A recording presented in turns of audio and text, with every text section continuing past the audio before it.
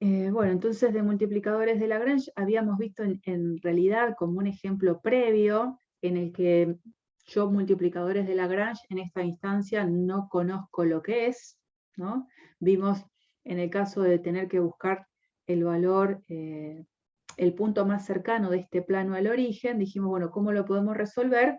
Podemos buscarle la vuelta de trabajar con una función que tiene que ver con la función distancia de un punto al origen y considerando que me voy a mover en la búsqueda entre puntos que están en este plano.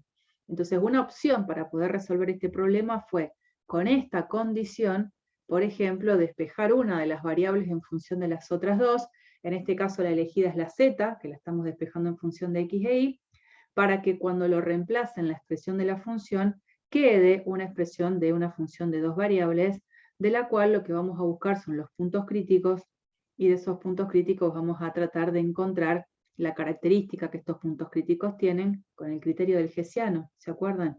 Que era la forma de clasificar si en el punto tengo un máximo relativo, un mínimo relativo o un punto silla. Entonces, las características del problema tienen que ver con que tenga sentido buscar del plano aquel punto que está a distancia más chica del origen, porque pensar en buscar en el plano un punto que está a distancia lo más grande posible, eso no tendría solución, porque como el plano es un conjunto infinito, puedo encontrar siempre puntos tan alejados del origen como yo quiera. Entonces eso no tiene sentido. Lo único que sí tiene sentido es pensar en la búsqueda de un punto que está a distancia mínima del origen. Entonces, este punto crítico que yo estoy encontrando para esta función de dos variables, seguro va a ser un punto que va a ser aquel en el que el hessiano me va a decir que tengo un mínimo relativo, pero por la naturaleza propia del problema, ese mínimo que es relativo en realidad tiene que ser absoluto, no le queda chance, ¿no? Pero por la propia naturaleza del problema. Y bueno, lo que vamos a hacer ahora es tratar de hacer la presentación de cómo uso a lo que ya presentamos, que son los multiplicadores de Lagrange.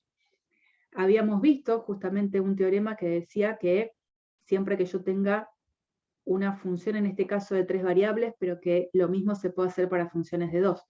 Siempre que yo tenga una función de la cual conozco que es una función que es diferenciable, y que dentro de la restricción de la mirada de la función a puntos que están sobre una curva, en algún punto sobre esa curva la función tiene un extremo, que yo digo puede ser máximo o mínimo local, en ese punto la función va a tener un gradiente que va a ser perpendicular a la propia curva. Es decir, yo tengo una función definida sobre un cierto conjunto en R3. Restrinjo mirar la función a puntos que están en una curva. Si sobre uno de esos puntos la función tiene un máximo o un mínimo local, lo que va a tener que pasar es que el gradiente de la función, escalar el vector tangente a la curva, me tiene que dar 0. ¿Eso qué quiere decir geométricamente? Que el gradiente de la función f va a tener que ser perpendicular a la propia curva, en el punto en el cual sucede este máximo o mínimo local. Pensando en eso, dijimos ahora podemos pensar lo siguiente. ¿Qué pasa si yo busco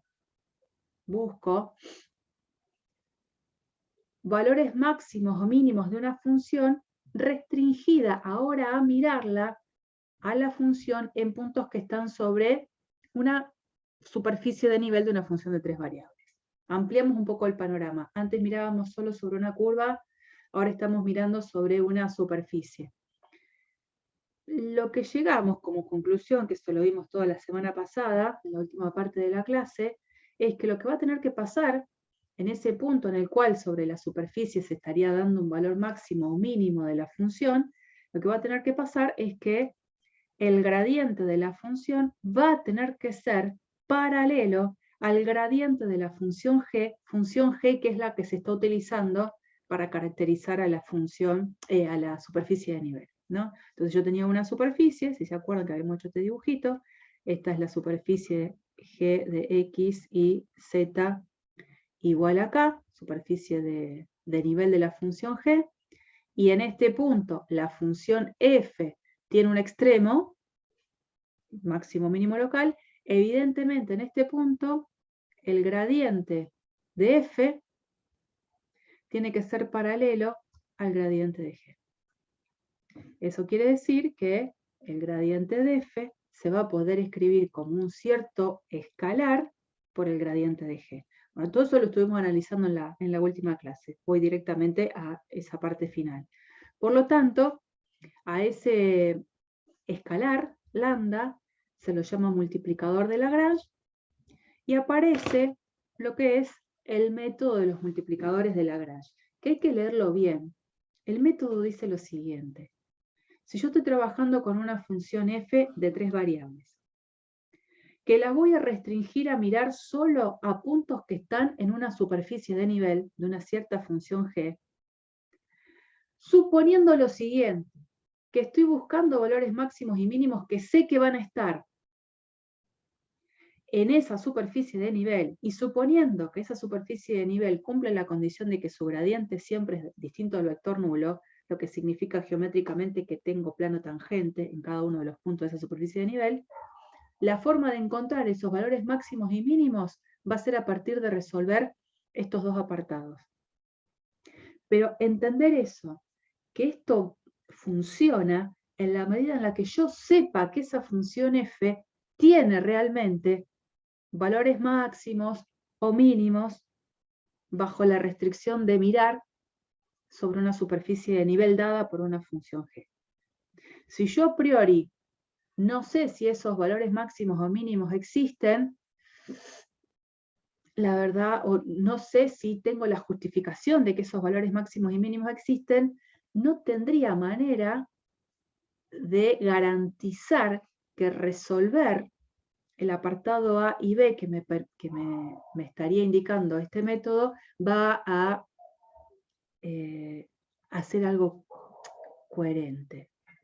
Yo ya les voy a mostrar algunos casos particulares que uno va a encontrarse con ejemplos que quiere resolverlos con Lagrange y se va a encontrar con alguna dificultad. Entonces, insisto, ¿sirve este método si la función f realmente puedo garantizar que va a encontrarse, que va a admitir valores máximos y mínimos sujeto a una restricción?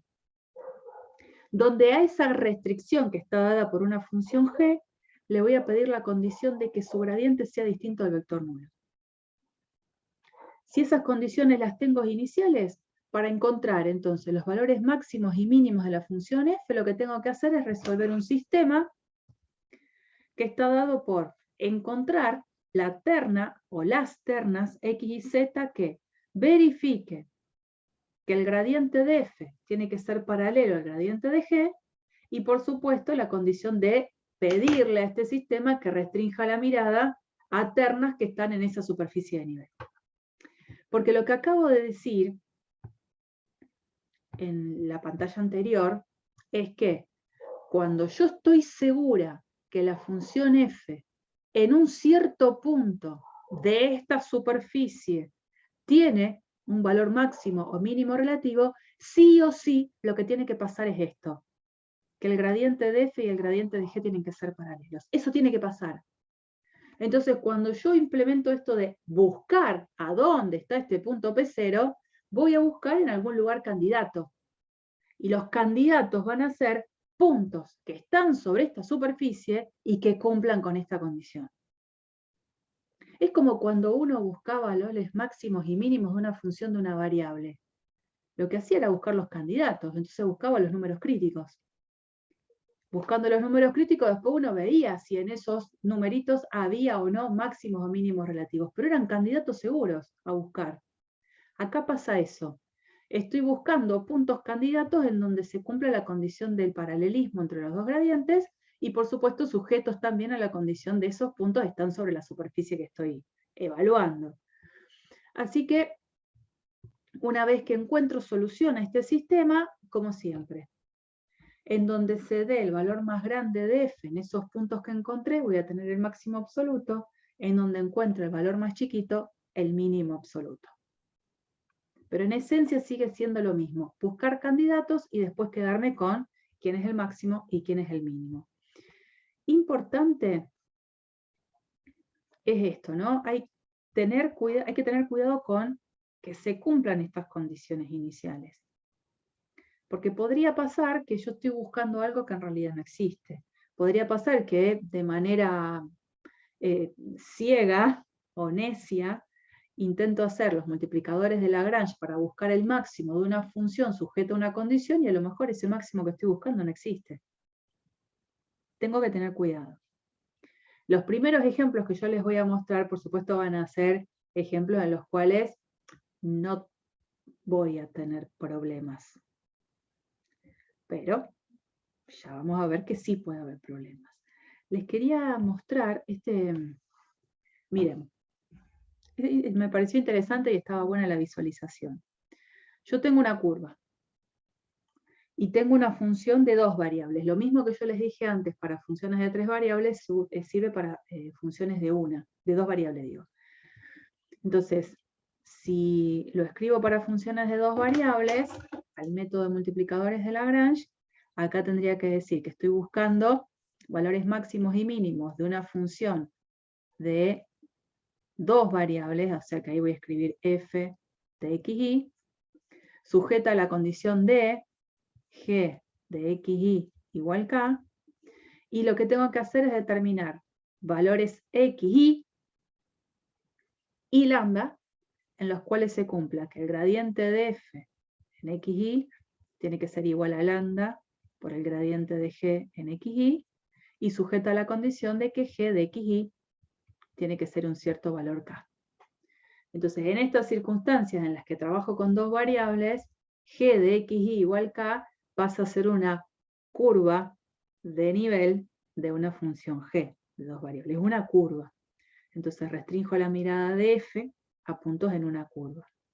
Y es el caso que les mostraba, o intentaba mostrarles acá, con el GeoGebra. Yo ahora estoy restringiendo la mirada de la función de 2 variables en puntos que están sobre una curva. Esta misma curva dibujada en el plano XY está acá chiquitita, acá abajo. Entonces, los puntos candidatos sobre la curva a buscar valores máximos y mínimos de esta función van a ser puntos en los cuales el gradiente de la función f y el gradiente de la función g sean paralelos. Entonces el gradiente de f, que es esta función, que no importa ahora quién es la función, pero que es la que tiene dibujada su gráfica en color rojo, el gradiente de la función f es el que está en azul, y el gradiente de la función g, obviamente, es un vector que de la curva siempre tiene que ser perpendicular. A la curva siempre es perpendicular.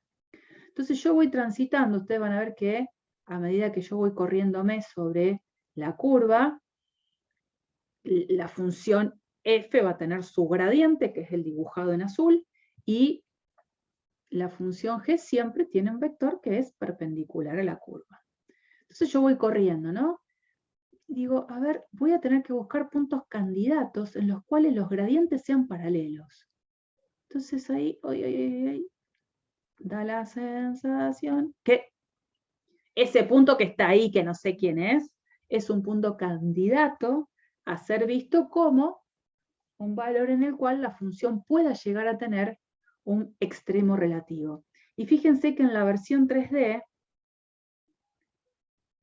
lo que veo, porque acá, ¿qué es este dibujo en azul? Sería restringir la mirada de la función de 2 variables a puntos que están sobre la curva condición. Entonces, sobre todos los puntos de la curva base, voy evaluando la función f. Eso origina puntos en la gráfica de la función f que van a terminar quedando en una curva por ahí arriba, en el espacio.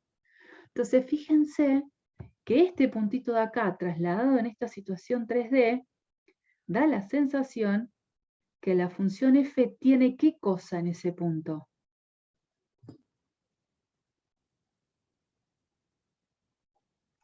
Un máximo o un mínimo. Y la verdad es que una de las dos cosas hay, pero específicamente ¿qué es lo que parece que hay ahí? Y un máximo, ¿no? Hay una montañita ahí que da la sensación de que la función tiene un máximo. Sigo corriendo por acá Y fíjense cómo se va corriendo en el espacio 3D ese punto, por ejemplo, este puntito de acá. En ese punto la función la verdad es que no tiene ni un máximo ni un mínimo, no es que hay una montañita o una depresión, ¿no? Y fíjense que evidentemente los dos vectores no son paralelos.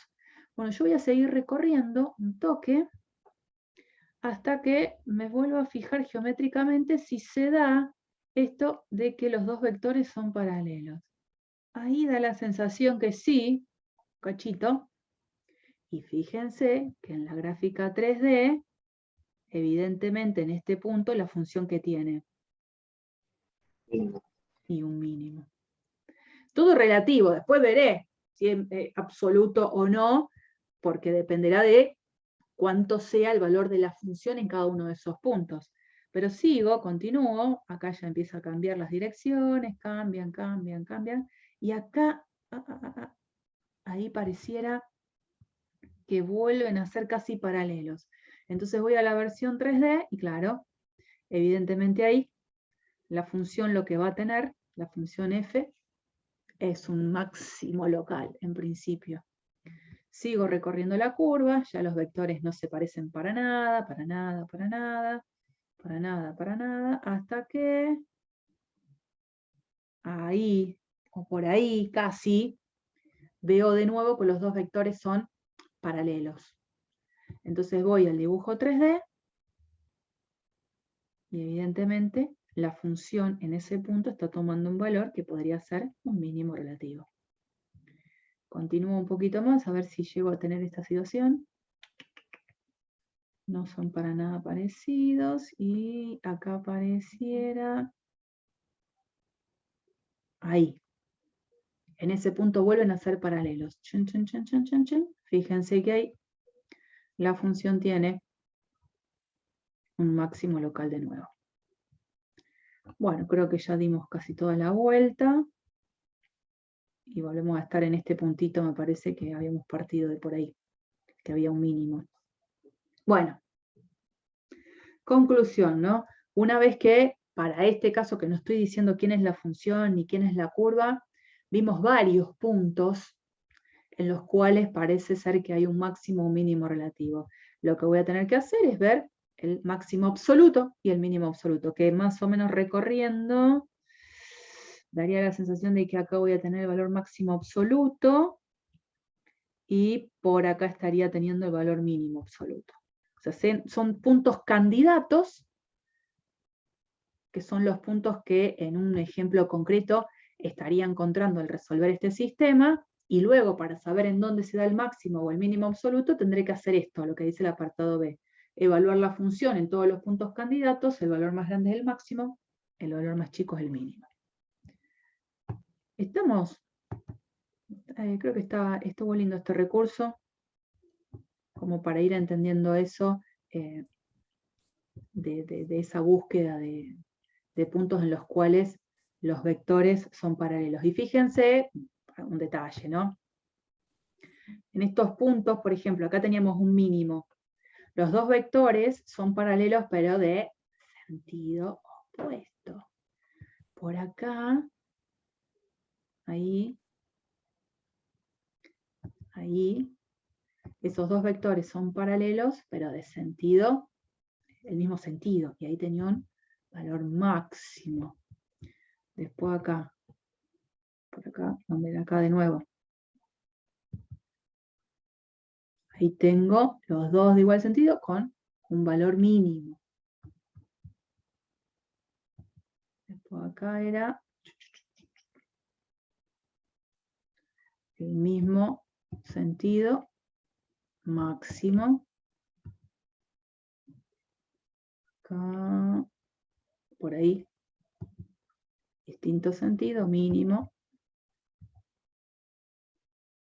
Y después volvía por acá, esta situación. Por ahí, ¿no? Mismo sentido, máximo. Bueno, todas situaciones que después veremos en casos particulares ya con ejemplos. Bueno, este era el dibujito. Bueno, vamos a ver este.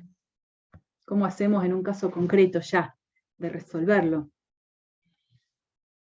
El ejercicio dice, obtenga los valores, yo diría máximos y mínimos, de la función definida como x por y en puntos que están sobre esta elipse.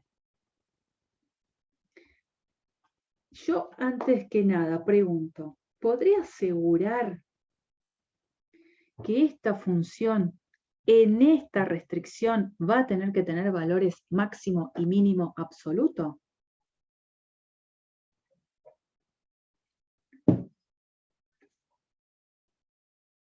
¿Podría asegurar eso?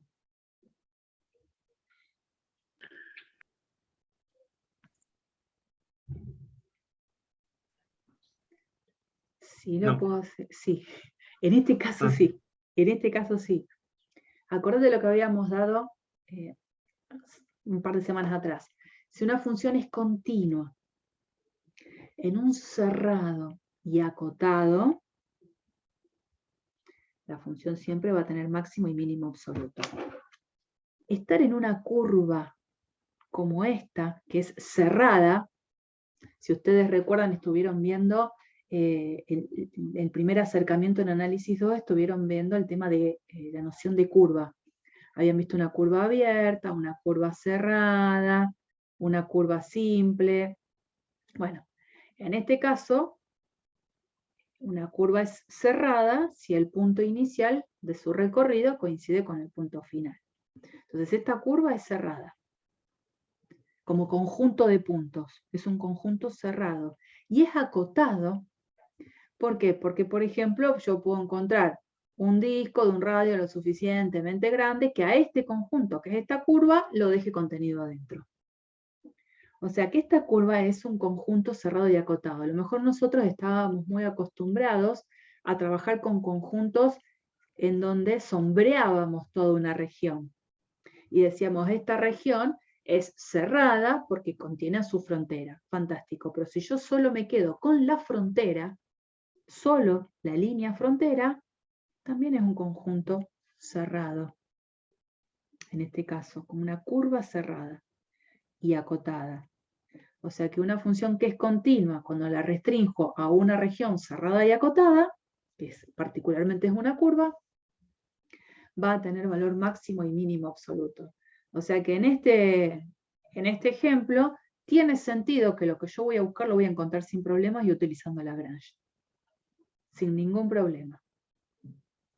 Entonces, según lo que dice Lagrange, yo lo que voy a tener que buscar es aquellos puntos en los cuales el gradiente de f sea un escalar por el gradiente de g y sujeto a la condición de g de xy igual a, no sé si puse k o 0, k.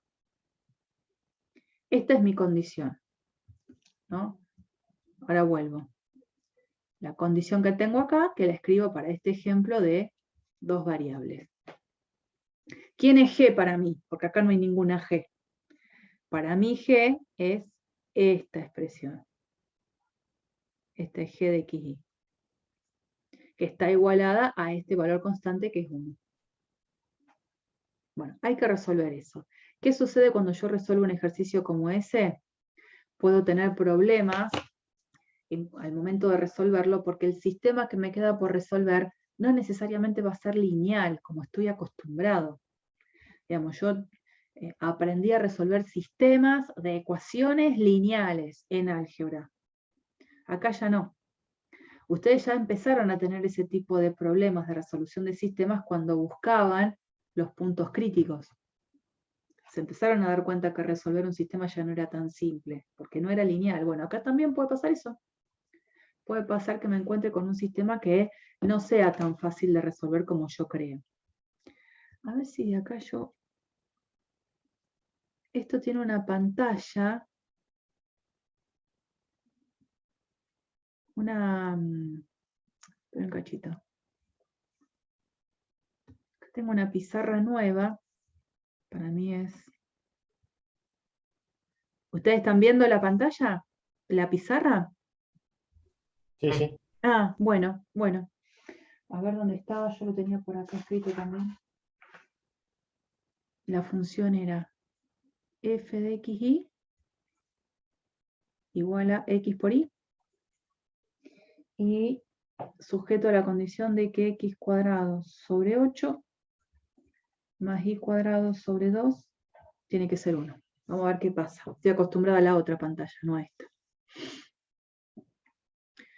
Bueno, entonces dije, esta para mí va a ser la g de xy, y entonces tendría que resolver este sistema. El gradiente de f igual a lambda por el gradiente de g, y sujeta a la condición de que g de xy tiene que ser igual a ese valor de k constante.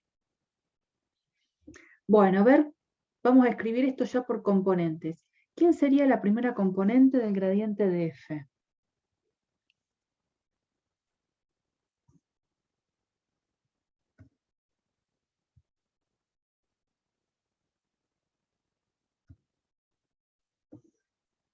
¿Quién sería?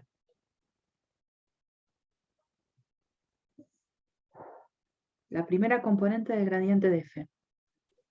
X. No, porque es la derivada parcial respecto a x. La derivada parcial. Sí. Y entonces sería Y y. Que tiene que ser igual a lambda por la primera componente del gradiente de g. Entonces vengo acá. Si esta es mi g, ¿quién sería la derivada parcial de g con respecto a x?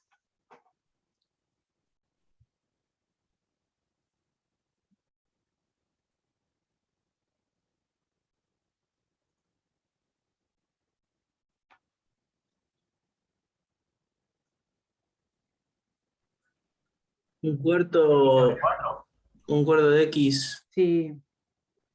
más y cuadrado sobre 2. No, venías bien. Ay, perdón. Venías bien. Ya cuando derivo parcialmente con respecto a x, toda esta expresión que de x no depende, al derivarla Ah, tiene está bien. 0. bien. Bueno, vamos abajo entonces. Ahora la segunda componente. Quiero hacer lo mismo con las segundas componentes. La derivada parcial de f respecto a y. X. X. Que tiene que ser igual a lambda por la derivada parcial de g respecto a y. Y. Bien. Ya tendríamos esto escrito de manera detallada. Y me falta, bueno, escribir la última condición, que es pedirle al sistema que mire solo puntos que están en esta curva de nivel. O sea, x cuadrado sobre 8 más y cuadrado sobre 2 igual a 1. Este es el sistema que yo tengo que resolver. Y lo que va a pasar es que voy a encontrarme con diferentes estrategias, que por eso está bueno que hagan todos los ejercicios de la práctica de esta parte, porque cada uno va a aportar una estrategia distinta. Entonces, cuando ustedes se encuentren con un ejemplo, por ejemplo, de parcial, van a como a tratar de individualizar y decir, a lo mejor esta estrategia, esta, no es que vemos todas, pero vemos como las clásicas, y bueno, uno después se las tiene que arreglar. Digamos. Ya después pasa también por uno el hecho de poder encontrarle la vuelta a resolver el ejercicio. Y acá tengo un sistema de 3 ecuaciones con 3 incógnitas. Las incógnitas van a ser la x, la y, que van a ser las que me van a dar las coordenadas de los puntos, y lambda. Lambda también es una incógnita. La propuesta es la siguiente. Después no digo que sea la única. ¿Eh? Una propuesta es esta. Trataría de, por ejemplo, hacer a lo mejor alguna sustitución, por ejemplo, ¿no? Y tratar de no dividir en lo posible por variables. Cuando no me queda otra, no me queda otra y lo voy a hacer. Trato de ver si puedo no dividir por variables. Si tengo que dividir una ecuación a ambos lados por 5, por 8, por menos 7, no pasa nada. Dividir por una variable, tengo que tener mucho cuidado porque yo no sé la variable, como es desconocida, si puede llegar a ser 0. Y si puede llegar a ser 0, lo que estoy haciendo no tiene sentido, porque no puedo dividir por 0. Entonces tengo que ser cautelosa en eso. Entonces se me ocurre que lo que se podría hacer en este caso es considerar que la X está ya despejada en función de lambda y de y por qué no ponerla acá. Y después ver qué pasa, ¿no? Entonces sigo por acá abajo. tengo I igual a lambda por X sobre 4. Pero X es lambda por I sobre 4. Entonces tengo, esto lo dejo así, no lo toco, sigo trabajando con esto. Me queda I igual a lambda cuadrado por I sobre 4. Díganme ustedes, ¿qué les gustaría hacer?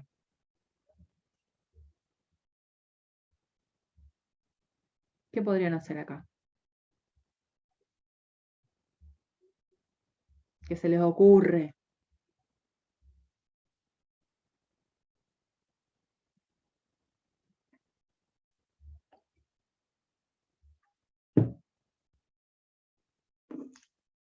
¿Se me fueron?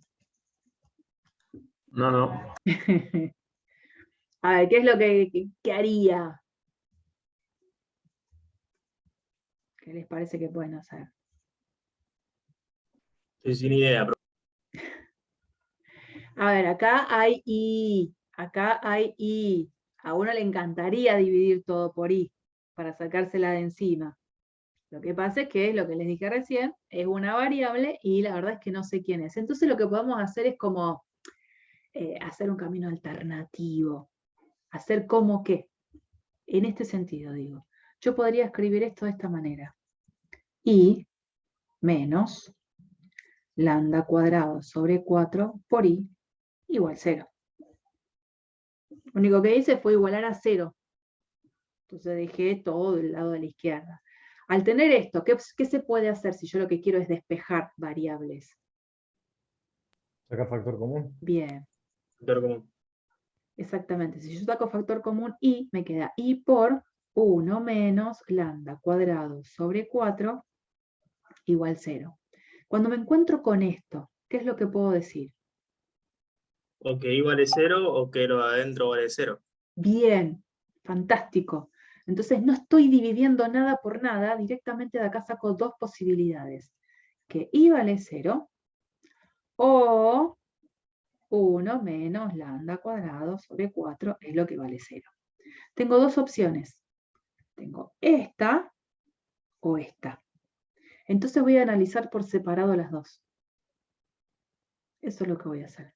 ¿Tá? Entonces voy a ir por la primera, digamos. Bueno, digo, si I es igual a 0, vengo acá. Si I vale 0, justo en esta ecuación, X queda 0, ¿o no? Lo reemplazo acá y me queda 0. Pero si I vale 0 y X vale 0, X0 igual 0 no estarían verificando la tercera igualdad, la tercera condición que conforma el sistema. O sea, cuando hago 0 al cuadrado sobre 8 más 0 al cuadrado sobre 2, esto no da 1, eso da 0. Entonces este camino, digamos como que no me lleva a nada. Tengo un absurdo. No tengo nada lógico. Entonces, chao, se descartó este. Este no va. Ahora voy a la otra posibilidad. Si 1 menos lambda cuadrado sobre 4 es igual a 0. Eso quiere decir, si yo opero un poquito con esto, que lambda puede ser más o menos 2. Las únicas dos posibilidades. ¿Está bien? ¿Cómo se ve esto? ¿Necesitan que lo haga un poquito más detallado este paso? No, no está bien, profe. Bueno, ¿qué cosa ustedes me dicen? Una vez que encuentro que lambda puede ser más o menos 2, es que de ahí aparecen dos posibilidades. Entonces ahí, si lambda vale 2, voy a sacar una conclusión, y si lambda vale menos 2, sacaré otra condición. Bueno, voy por el lambda igual 2. Profe, pero eso siempre referido a al I y X que tenemos allá arriba. Obvio, sí, sí. De acá. Sí, sí. De acá, de acá. Bueno, y entonces, lambda igual 2. Lambda vale 2. Profe, lo único que nosotros no vemos es el puntero de usted. Sabemos lo que escribe, pero no vemos el puntero. O sea, si señala algo dentro, si señala algo dentro o del sea, pizarrón, yo ahora, no lo vemos. yo ahora estoy señalando algo, ustedes no están viendo nada. No. Solo cuando Ah, escribe. bueno, a ver, ya no me gustó la pantalla esta. Claro, porque creo que tienen que seleccionar ahí el puntero, me parece. ¿Qué decís? Me parece que lo tienen que seleccionar al puntero. Ah, ¿y esto dónde se hará? Seleccionar. ¿No ven? ¿Ahí ven algo que yo muevo? No. No. Bueno, no importa. No importa, no importa. Yo pasa que si señalo medio como que lo voy a tachar todo. No importa, voy a tratar de tener en cuenta eso que no están viendo. Bueno, si lambda, entonces es igual a 2. Voy a venir acá, eso sí lo vieron, la flechita la vieron. Voy a venir acá y voy a poner esa condición de que lambda vale 2.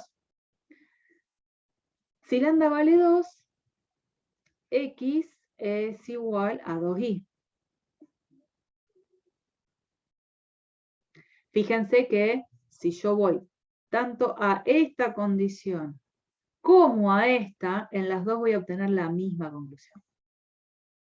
Reemplazan de la primera. Yo fui a la segunda, que me pareció como la más clásica.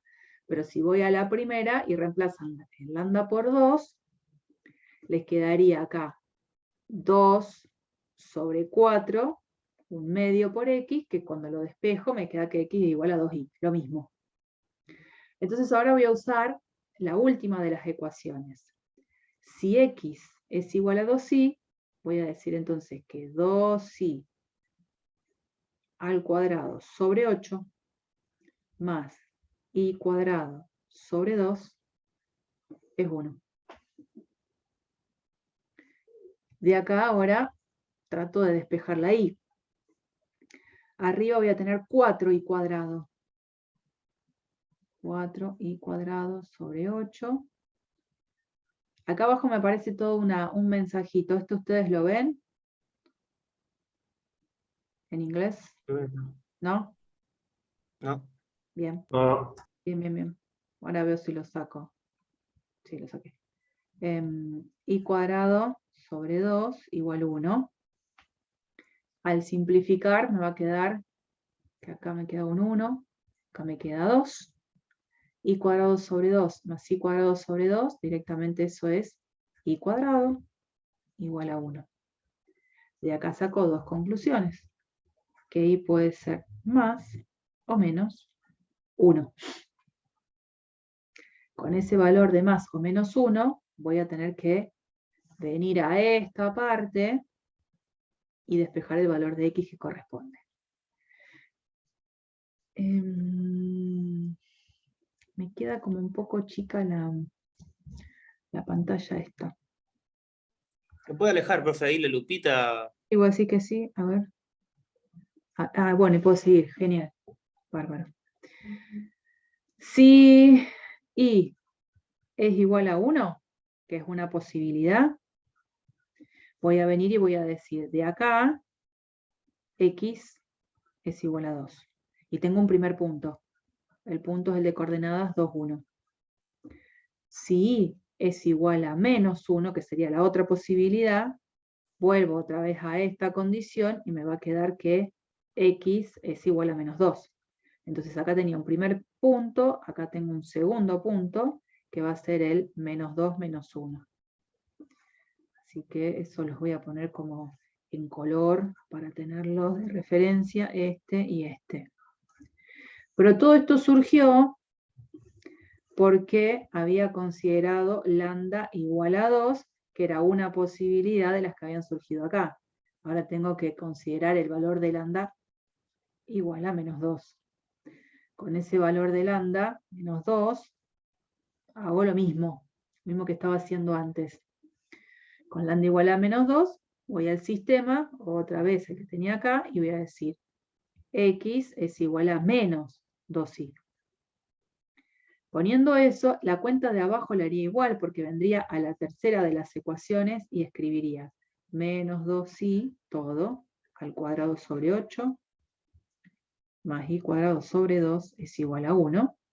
Me quedaría la misma cuenta que tengo acá, o sea, llego a la misma conclusión de que y cuadrado es 1, o sea que y es igual a más o menos 1. Igual a más o menos 1. Y acá saco otros 2 puntos más, porque si y llegara a ser 1, vengo a esto, y el x que lo acompaña es x igual a menos 2. Entonces el punto que encuentro, que lo voy a llamar P sub 3, es el menos 2, 1. Parecido a Pero todo. Dime. antes también te había dado que x iba a ser más menos 1. ¿Sí? ¿Sabés qué cambió? Que en el apartado anterior x tenía que ser igual a 2y y acá x es igual a menos 2y. Eso hace que tenga puntos distintos. Esta parte es idéntica a la del y cuadrado igual a más menos 1, lo mismo, pero cuando fijo un valor de y en 1, el valor de x que lo acompaña es el opuesto al que me acompañaba antes. Por eso ahora de nuevo, Ah, sí, ahí lo vi. Ahí lo vi. ¿viste? Si es igual a menos 1, vengo acá y el x que lo acompaña es ahora 2. Entonces el otro punto que lo voy a llamar P sub 4 va a ser el 2 menos 1. O sea, en definitiva, me quedó medio chicuelo todo esto acá. Bueno, tengo 4 puntos. 4 puntos que van a ser para mí claves, ¿no? Tengo P sub 1, 2, 1, P sub 2, el menos 2 menos 1, P sub 3, el menos 2, 1. El menos 2,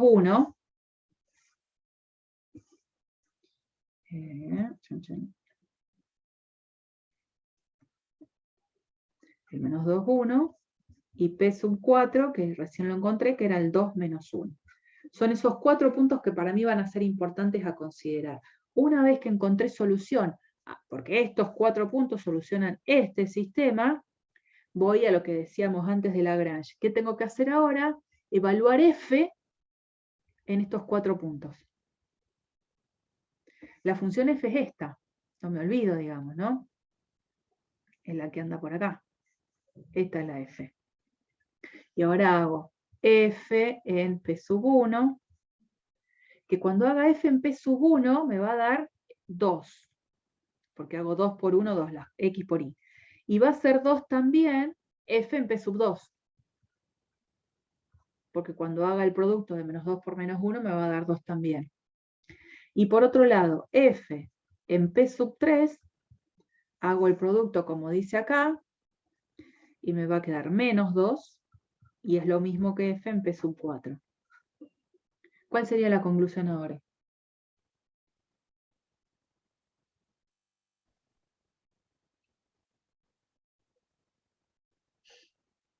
Resolví el sistema. Encontré los puntos. Después Lagrange me dice, evalúa f en todos los puntos que encontraste. Ya lo evalué. ¿Y ahora? En el punto P1 y P2 hay un máximo y en el P3 y el P4 hay un mínimo. Exacto. 2 es el valor máximo absoluto y se asume, como bien decías, en P sub 1 y en P sub 2, y menos 2 es el valor mínimo absoluto. Ahí es entonces lo que tengo que realizar y resolver. Dentro de todo no quedó tan caótico, pero tomen en cuenta lo que yo les digo de... Ay, esto que no se va a ver lo que marco. Tomen en cuenta esto de no dividí yo por ninguna variable, sino que a propósito lo que hice fue factorizar, para no tener que dividir. ¿Estamos? Bien, yo cierro la pantalla, lo que no sé después si eso queda guardado en algún lado, veremos. No voy a usar más esa pizarra, no me gustó. Bueno, después de haber hecho todas esas cuentas, que no las incorporé acá porque las hicimos recién en clase, después veo si puedo bajar ese archivo, vamos a la geometría del problema, ¿no? Yo tengo esta función, esta curva, que es la gráfica de una elipse. En esos 4 puntos tengo la situación de que justamente se estaría dando el paralelismo entre los vectores gradientes, están dibujados, y la función es una función que, como curvas de nivel, las curvas de nivel de la función objetivo, esta f, son todas hipérbolas. Entonces lo que en realidad estamos buscando, si voy a la geometría, es las curvas de nivel que con esta curva restrictiva son tangentes. Porque en esos puntos de tangencia justamente lo que van a tener son puntos donde los gradientes van a ser paralelos. Es eso.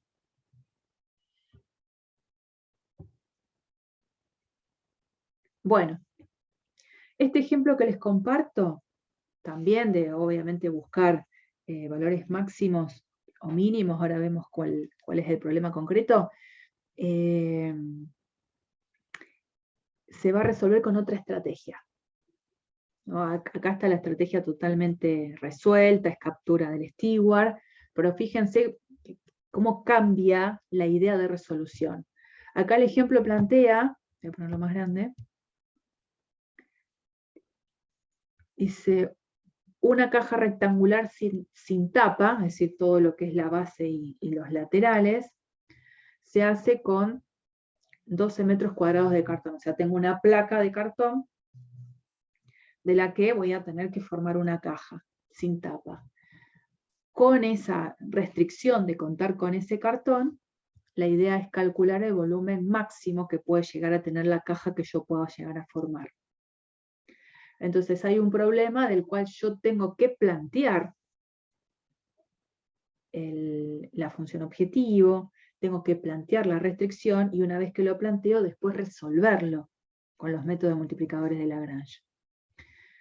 Entonces como que hay toda una etapa que yo encima la tengo que construir. En el ejemplo anterior, yo no tuve que construir nada. A mí me daban la función, me decían cuál era la restricción y resolvía. Acá tengo que pasar por este paso previo de la construcción de todo el problema, que no es tampoco una cosa excesivamente difícil. Si yo tengo una caja, acá, yo tengo un cartón, ¿no? Y entonces de ese cartón, del cual conozco que hay una restricción, sé que cuando forme la caja,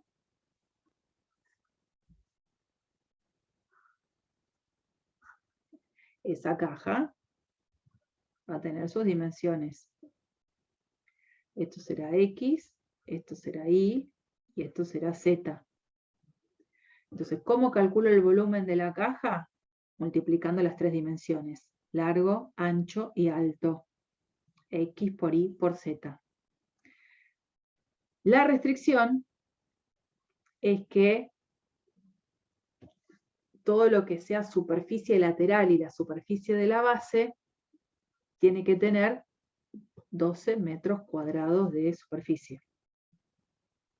Entonces, ¿cómo le calculo la superficie de los laterales y de la base de la caja? Haciendo multiplicación, en este caso fíjense que la base es un rectángulo de dimensiones XY. El área, X por Y. Y lo cuento una sola vez porque va a estar sin tapa. Esto es abierto. Entonces acá tengo el área de la base. Luego tengo que sumar el área de este lateral, que es Y por Z, pero acá tengo otro lateral que también es Y por Z. Entonces acá voy a tener que hacer 2 veces Y por Z. Y después tengo las otras tapas que son las de frente y las de atrás. Esta, que está acá, que tiene dimensión X por Y, y la otra que es igual es la que está de fondo, allá atrás. Sumo X por Y 2 veces, X por Z, perdón. No, X por Y, X por Z. Y ahí tengo entonces la suma de las áreas sí o sí tiene que tener esta restricción, tiene que ser 12. Entonces, función objetivo, la restricción. Y de esta función lo que estamos buscando es un valor máximo, con esas condiciones para la caja. O sea, me conviene tener a lo mejor una base muy grande y unas áreas laterales muy pequeñitas. No sé, tendré que buscarle la vuelta de encontrar esas dimensiones que maximicen el volumen de la caja. Bueno, una vez que tenemos, digamos, ese planteo, vamos a tratar de resolverlo por multiplicadores de Lagrange. Entonces, multiplicadores de Lagrange, ustedes ya saben, lo que hace es pedir que el gradiente de la función objetivo sea paralelo al gradiente de la función g que estaría dando la condición. G para mí va a ser esta expresión, la que está igualada a 12. El sistema queda como más largo porque ahora cada gradiente tiene 3 componentes. Entonces tengo 3 ecuaciones dadas por los 3 componentes de los gradientes, más una más que es la que está dada por la restricción. Entonces, bueno, queda un poquito largo. El gradiente, fíjense, de la función b, está abajo igual escrito, ¿no? Pero b sub x, la derivada parcial de b con respecto a x. ¿Quién sería? Si esta es la ley. Y z. Y z, que tiene que ser igual a lambda por el gradiente, la primera componente del gradiente de g, o sea, la derivada parcial de g respecto a x. ¿Quién sería? 2z más i. Más i. Bueno, y así, digamos, vamos a ir haciendo cada una de las otras 2 componentes, que ya no creo que sea un problema, la parte de buscar quiénes son las componentes del gradiente, el problema está en la resolución. Entonces, este es el sistema. Queda así. Cero lineal, digamos. Ya se están multiplicando las variables entre sí, es medio como un lío. Pero hay una estrategia que ante una situación parecida funciona muy bien. Fíjense, voy a tratar de achicarlo un poquito para ver las 2 diapositivas una a continuación de la otra. En la primera ecuación, fíjense que la que no está involucrada es la x. Entonces, la estrategia va a ser multiplicar a ambos lados de la ecuación por x. No estoy dividiendo por una variable, estoy multiplicando, ahí no habría problema. Entonces, multiplico la primera ecuación miembro a miembro por x. En la segunda, la variable que no participa es la y. Entonces proponemos multiplicar a ambos lados por i. Y en esta, en la tercera, la que no participa es la z. Bueno, vamos a proponer multiplicar a ambos lados por z. ¿Para qué? Para lograr que del lado de la izquierda, en las 3 ecuaciones, la última la voy a dejar como ahí. Ya la voy a agarrar, ya la voy a agarrar. Me quedan del lado de la izquierda siempre lo mismo, x por y por z. X por y por z. Y entonces fíjense cuál va a ser la estrategia posterior. La estrategia va a ser ir igualando de a 2 ecuaciones. Entonces, una de las cosas que se puede observar es esto. Lambda 0 no va a ser. ¿Por qué? Porque si lambda fuese 0, por ejemplo, anularía todo este lado derecho, lo que provocaría que alguna de estas variables necesariamente tiene que ser 0. Pero si alguna de estas variables, la x o la y o la z, llegara a ser 0, no tengo caja.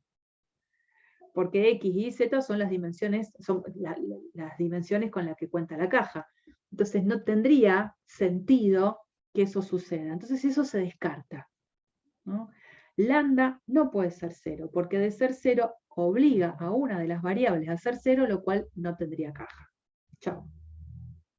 Entonces yo ya sé que como lambda no es 0, voy a hacer lo siguiente. Si x por y por z, por un lado es esto. Pero el mismo x por y por z, por otro lado, es esto. Entonces estas 2 cosas tienen que ser iguales entre sí. Entonces digo, mira, lambda por 2xz más xy tiene que ser igual a lambda por 2yz más xy. Pero dijimos, como lambda no es 0, puedo simplificar este valor de lambda a cada lado de la igualdad. Porque ya dije que no puede ser 0. Entonces, lo que queda es exactamente lo que está escrito acá. Esto es esto. Entonces, xy lo puedo simplificar sin ningún problema. Y la ecuación queda así. 2xz igual a 2y z. Por supuesto que el 2, chao, se va. Creo que Y está acá- igual, y es lo que está dentro del paréntesis, profe, que está ahí arriba. ¿Sí? Sí, nada más que estoy haciendo estos pasos que por ahí no están escritos acá en el medio.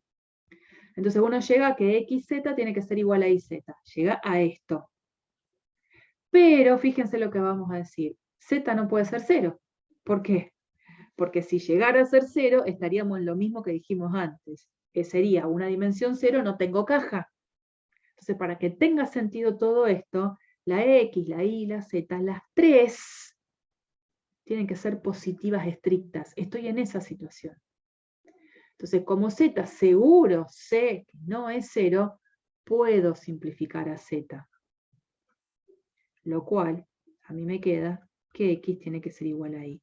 Y ya, si bien no encontré un despeje, X igual a un número, encontré que X tiene que ser igual a Y.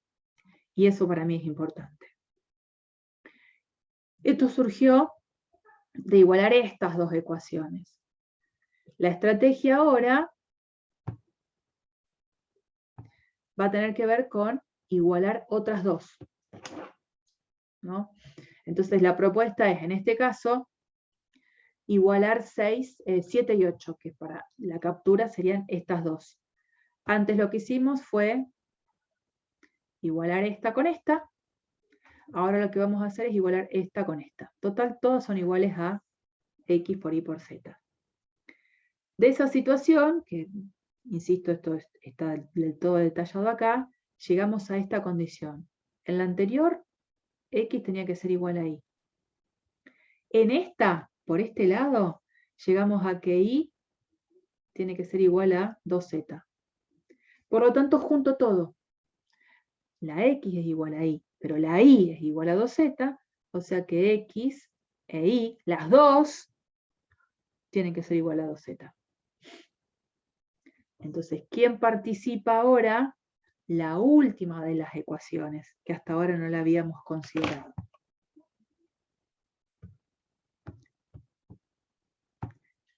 Esta. Esta de acá. ¿No? Fíjense. La ecuación es 2xz. Entonces acá que vamos a poner 2xz. No importa que quede esto. 2xz más 2iz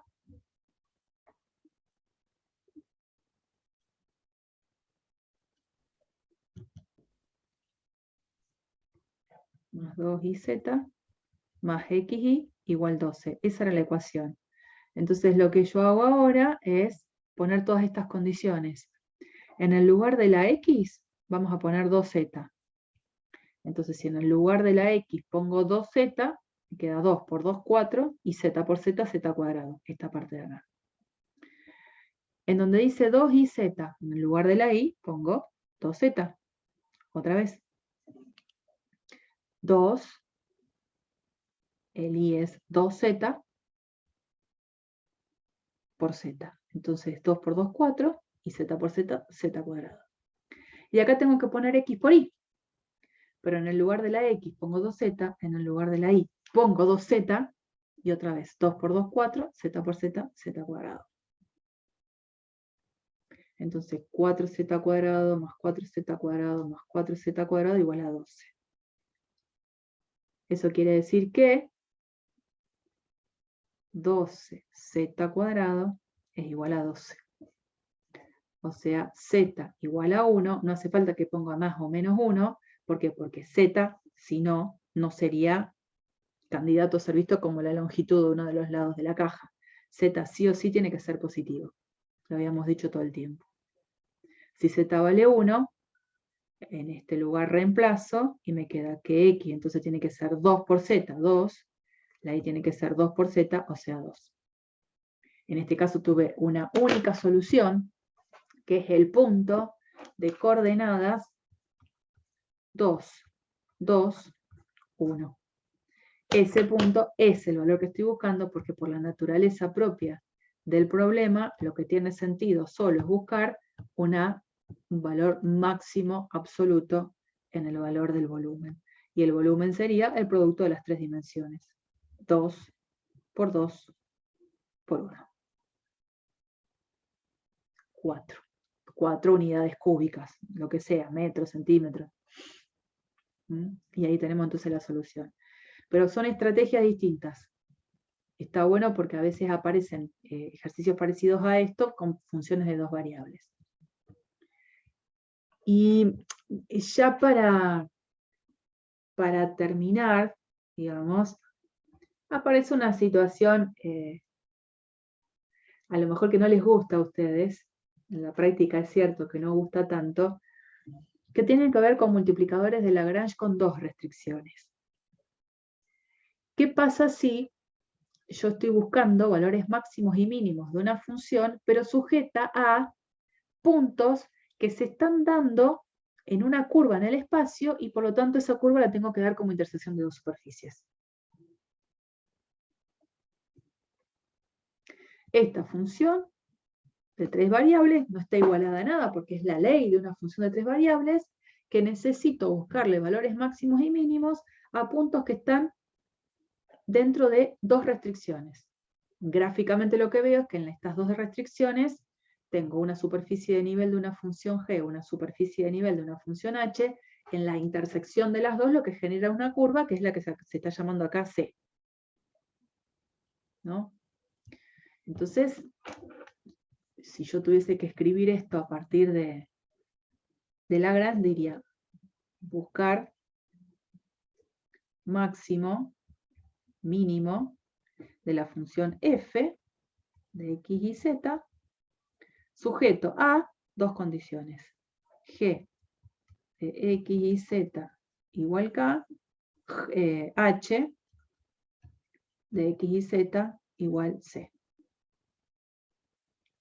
Lo que tengo acá es una curva, pero que como estoy en el espacio la tengo que dar como intersección de dos superficies. Esa es la parte que es poco simpática. Bueno, ¿y cómo hacemos entonces para buscarlos? Pensando en esta situación. Si en ese punto f, si yo estoy parada con la función f en un punto en el cual yo sé que la función tiene un máximo o un mínimo relativo, lo que sea, hay un montón de cosas que sé que tienen que suceder. La función en ese punto, por lo que ya habíamos visto en algún momento, tiene que ser perpendicular a la curva. Lo que veíamos al comienzo en el repaso. Si estoy parada sobre una curva y tengo una función de tres variables, el gradiente de la función de tres variables tiene que ser perpendicular a la curva. Pero quienes también son perpendiculares a la curva son cada uno de estos gradientes. Por esto, si yo tengo una superficie y sobre esa superficie tengo una curva, en cada punto de toda la superficie, pero en particular justo en puntos que están sobre esa curva, yo sé que el gradiente de la función que está dando esta superficie tiene que ser perpendicular a esa curva. Pero por otro lado, ¿no? Entonces el gradiente de G es perpendicular a la curva. Por otro lado, esta misma curva está sobre esta otra superficie. Porque la curva surge de intersectar las dos superficies. Entonces, lo mismo debería concluir para el gradiente de H. El gradiente de H es perpendicular a la curva. Pero quien también tiene que ser perpendicular a la curva es el gradiente de F. El gradiente de F también es perpendicular a la curva. ¿Por qué? Porque específicamente en el punto P0, donde sé que hay un extremo, habíamos demostrado que el gradiente de la función objetivo tiene que ser perpendicular a la curva. Entonces lo que tengo es la existencia de 3 vectores simultáneamente perpendiculares a una curva. Geométricamente, 3 vectores simultáneamente perpendiculares a un vector. Entonces, si yo tengo un vector y tengo otros que son simultáneamente perpendiculares a este, es porque estos 3 vectores sí o sí tienen que estar sobre el mismo plano. ¿Eso qué quiere decir? Que uno de ellos es una combinación lineal de los otros dos.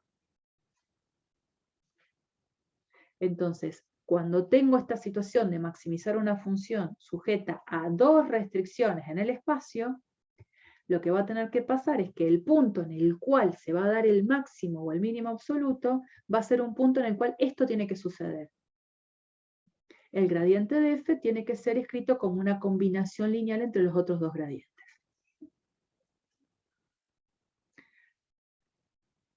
Lo que hace que quede poco simpático lo que yo tengo que buscar, porque cuando ahora quiera buscar valores máximos y mínimos de una función restringidos a estar en una curva que surge como intersección de 2 superficies, fíjense qué lindo que queda el sistema por resolver por Lagrange. Estas 3 ecuaciones surgen de pedir esto. Y como el sistema le tengo que decir que los puntos no los busque en cualquier lado, sino que los busque en los puntos que están simultáneamente en estas 2 superficies, estas 2 ecuaciones también participan en el sistema. Entonces, en este caso, tengo un sistema de 5 ecuaciones con 5 incógnitas. Las incógnitas, ¿quiénes son? La X, la Y, la Z, el multiplicador lambda y el multiplicador mu. Por eso nadie quiere resolver un Lagrange con 2 condiciones, porque se hace largo. Entonces, a pesar de que uno no quiera, se va a tener que encontrar con situaciones en las que va a tener que resolverlo, y no, acá no les propuse nada, en el libro hay uno resuelto. Esto es, digamos, una cosa que yo también esquivaría si puedo. Pero los que están propuestos dentro de todo no son tan largos, son un poco largos, no tanto. Este ejercicio que les propongo como para terminar el apunte es típico ejercicio que hasta podría ser evaluado en un parcial. Típico. El ejercicio ya bajamos un poco, bajamos a 2 variables para que no sea tan problemático.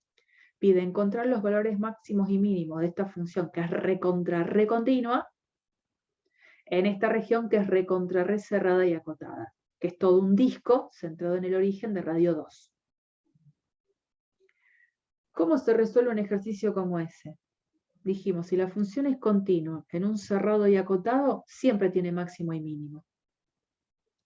Cuando hicimos un ejemplo parecido sobre un triángulo, dijimos, buscamos los puntos críticos que sean interiores y luego analizamos la situación en la frontera. Acá vamos a hacer lo mismo. Solo que analizar la situación en la frontera se va a poder hacer acá usando Lagrange, cosa que no podíamos hacer sobre la frontera de un triángulo, porque la frontera del triángulo no la podíamos caracterizar con una sola ecuación. Si hacen un poco de memoria, tuvimos que hacer el análisis por cada uno de los segmentos que conforman el triángulo. Entonces acá vamos a sacar ventaja con Lagrange. La función busco los puntos críticos. Evalúo el gradiente, lo igualo al vector nulo. Digo, tengo un punto, es este. ¿Ese punto es interior a la región? Bueno, lo ubico. Sí, es interior. Por lo tanto, este punto para mí va a ser un punto a tener de referencia porque después voy a tener que evaluar la función en este punto. Ya lo tengo ahí, candidato.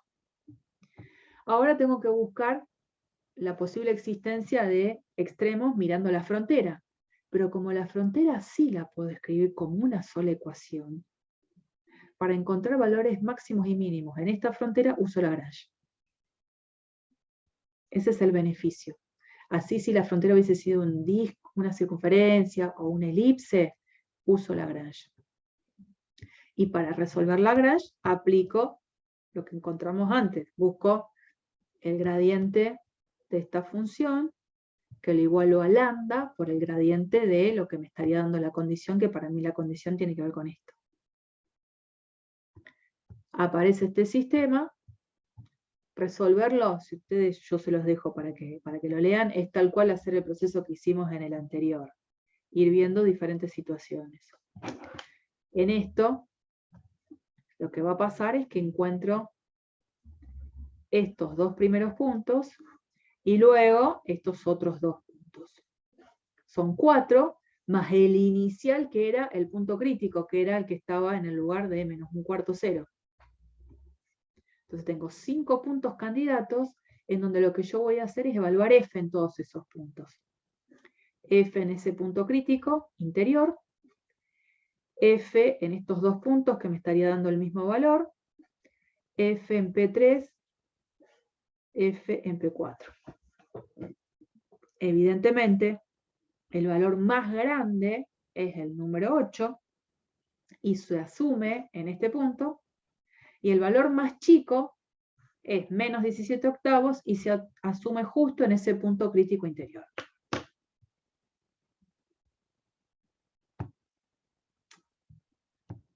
Ahí. Esto. Mínimo absoluto, máximo absoluto.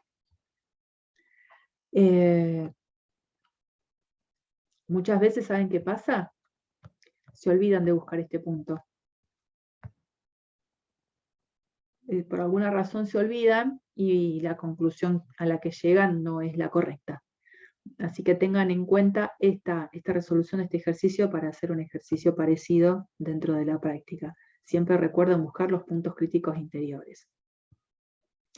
Yo lo que después les voy a compartir en el Classroom es este archivo que es muy particular.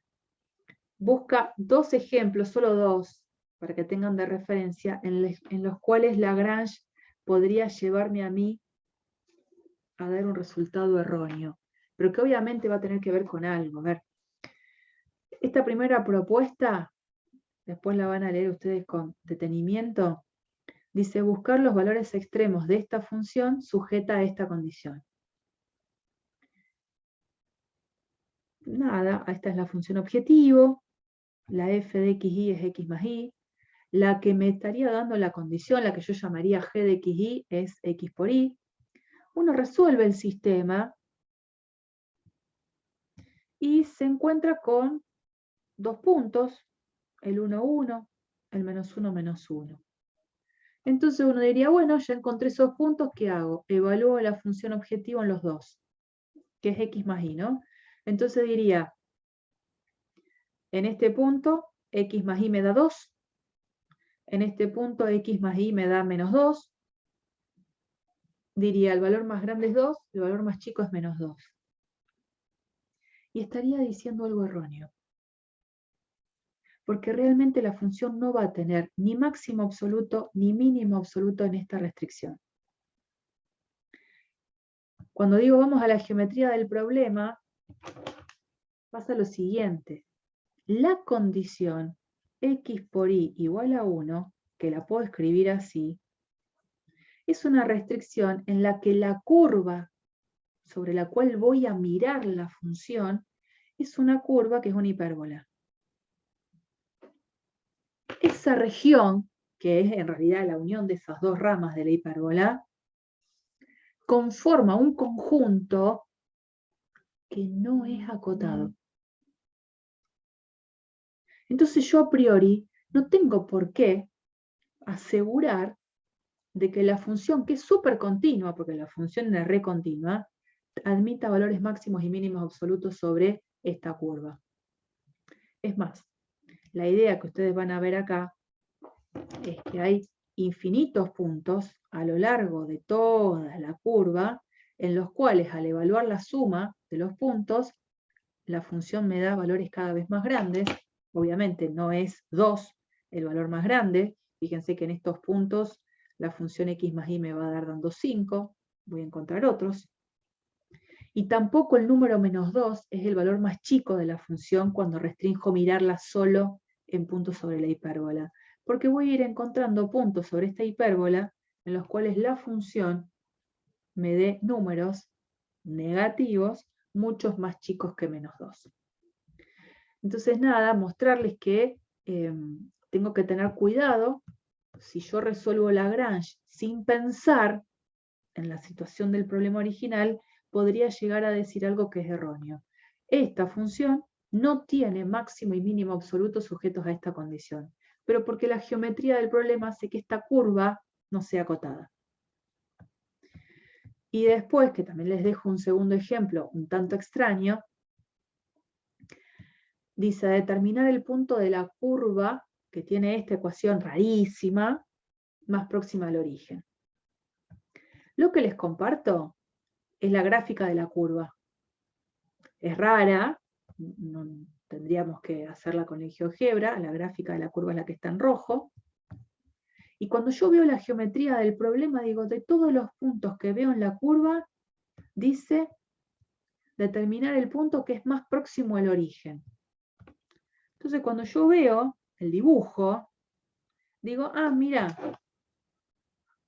este punto que está acá, de todos los demás puntos de la curva, es el que está más cerca del origen. Lo encontré. El punto de coordenadas 1, 0 sería el punto de la curva más cercano al origen. Listo. Digo, ¿qué pasa si lo quiero hacer con Lagrange?